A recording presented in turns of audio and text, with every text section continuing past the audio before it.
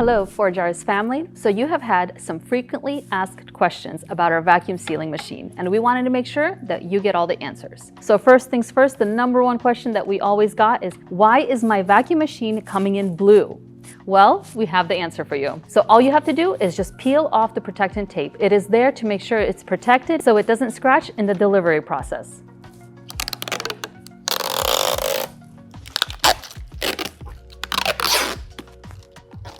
All right, so our next question is there an on and off button?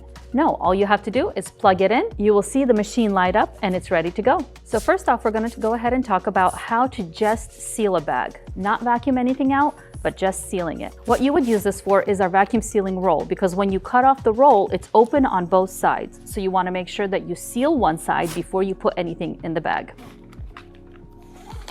So now that we have our bag, just to seal it, you can seal it with a texture bag or a flat bag. It doesn't really matter. So open the machine and then you click on flat bag and you put the bag through the nozzle. And when you close the machine, make sure you close it tight and you will hear 2 clicks on each side. You press seal and start. And as you see, the machine counted down. It'll give you a beep. You can open and the bag is sealed. So now the roll has become a bag to where it's closed on one side and you can put whatever you need in it. So next we're going to talk about our option on how to seal a flat bag or a mylar bag. And you can use either or, but today I want to show you on the flat bag so that you can actually see what is happening inside. So you want to make sure that you click on the flat bag option and you'll see the nozzle come out. You put your bag in through the nozzle. Once again, make sure that your machine is locked. And this option is great because if you're sealing anything like pasta, things that are going to break easily, this is the option that'll give you to control how much air comes out and how flat it gets. So what you do is once it's in there, you press start and you see the air is coming out.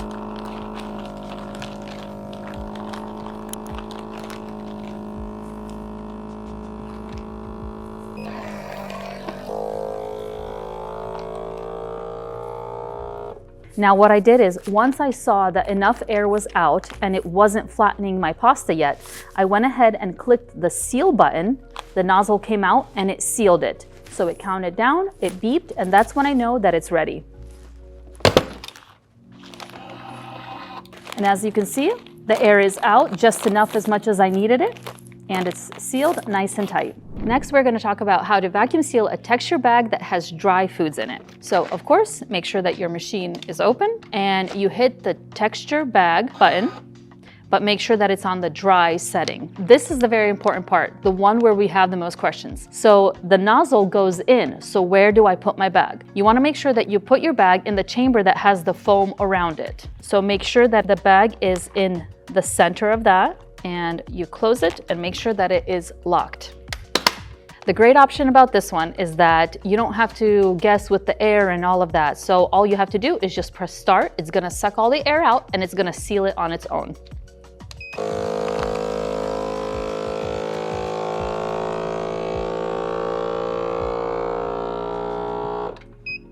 And of course, you hear the beep. That's when it's ready. And as you can see, it's nice and hard, it got all the air out, and it's sealed nice and tightly. So the last thing that we're gonna seal is a texture bag with wet foods in it. Now, you don't wanna put foods that have so much moisture in them. You wanna make sure that, especially like meats or fish, you pat it down to get as much moisture off of it first. You wanna make sure that you click the texture bag, but make sure that it's on the wet setting.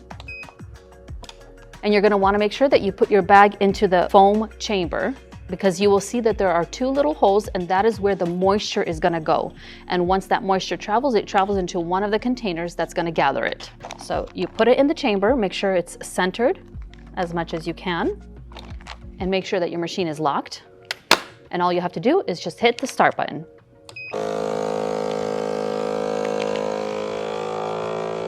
And the great thing, like I said, as soon as all of the air is out, it's gonna seal it on its own. Now you will notice that if you are sealing something wet, that it's going to take a lot longer to seal it because it wants to make sure that it seals even through all the moisture that was traveled up there. And as you can see, It's sealed nice and tight, and you can go ahead and put it in the fridge or the freezer. Now we're going to talk about one of the most important things is making sure that your vacuum machine stays clean, especially if you're vacuum sealing fish or meats. You want to make sure that you pat them dry so that as much juices don't get into the machine. But of course, there's going to be something that gets in. So to go ahead and clean it, you want to make sure that you have a 50-50 ratio of vinegar and water. Then you want to make sure you get a bag that has a little bit of water. To find the best ratio for the bag, take out one of the containers and you can open it and fill it about to the max with water and pour it into your bag. So you make sure that it doesn't overflow. Now make sure that your canisters are in nice and tight on both ends. Go ahead and open the machine. Now you fill the chamber that has the foam in it with just a little bit of the water and vinegar ratio. And you want to mainly just get it by the area where you see the little hole where it's going to be sucked through.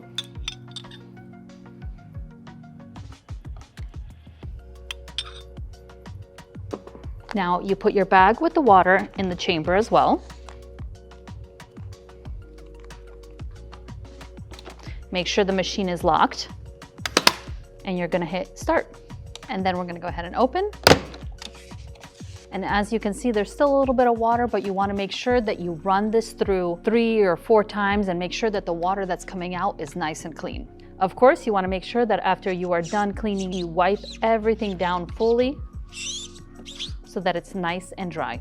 And of course, you want to make sure that you get out your chambers and you hand wash all of the juices that came out.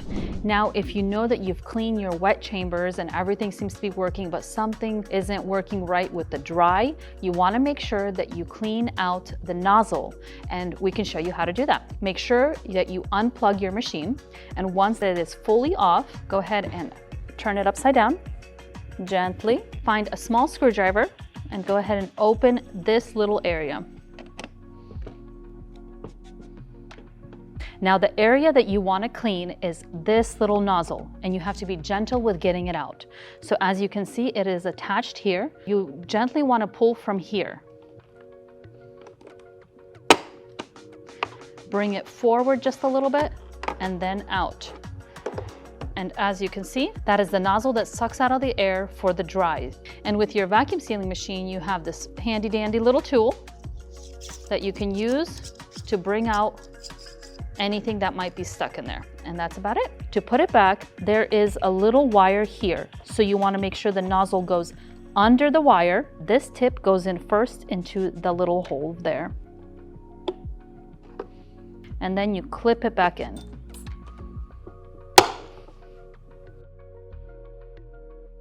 So this was just a video of some of the questions that we get asked often. So if you want to check out more details on what our vacuum machine can do, go ahead and check out this video that is the full detailed tutorial on how to use it.